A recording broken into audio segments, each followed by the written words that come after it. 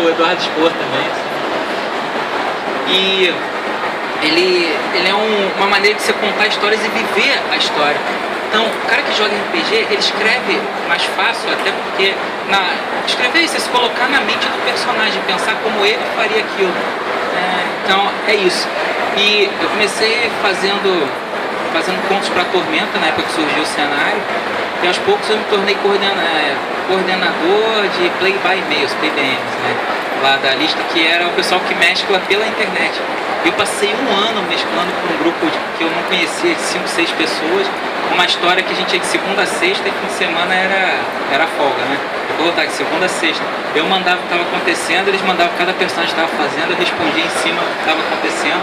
Foi uma experiência muito louca e foi meio que um início, meio e fim, que talvez um dia eu pegue parte dessa história e transcreva de uma outra maneira, sem ser no Tormento, mas talvez um dia eu faça.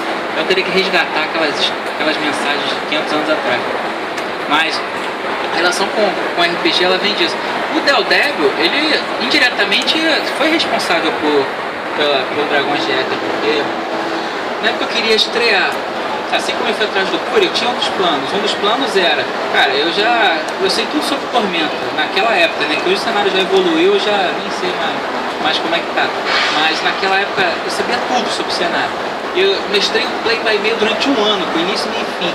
E aí o Del Débil tinha aquela Dyna, eu escrevi pra ele e falei pra ele, olha, eu queria pegar esse play-by-mail, essa campanha que eu mestrei durante um ano, escrever um romance de Tormenta. Posso fazer? Aí ele falou, que é o carro dela faz. Aí ele falou pra mim, ó, cara, não é assim que funciona, você não pode vir pra mim perguntar se você pode escrever um livro e se eu quero publicar. Você tem que escrever o livro e me entregar. Ok, eu fiz 200 páginas. Quando eu tava na página 200, eu encontrei o Trevisan, que é um dos criadores do cenário, e hoje é um grande amigo, né? É uma pessoa muito querida. Encontrei o Trevisan no encontro internacional de RPG e falei com ele, cara, falei com o Del Débil, tô mexendo aqui meu play-by-mail, tô botando, já tem, fazendo 200 páginas. O Trevisan falou, não, você não pode escrever isso. Aí ele falou, você tem que pedir permissão primeiro, que era o que eu tinha feito, né? Aí ele falou, nossa, e realmente você tinha que pedir permissão, mas só quem pode autorizar isso sou eu, o Caçaro e o Saladino, que são os 3 criadores originais. Ele falou, foi uma puta responsabilidade do Del Débil ter te dito isso. Eu tinha 200 páginas, né? Aí o que eu fiz? Eu peguei, foi quando eu comecei a pensar a coisa do relevo imaginário, que eu tinha apanhado Tormenta e tinha feito uma visão um pouco mais séria.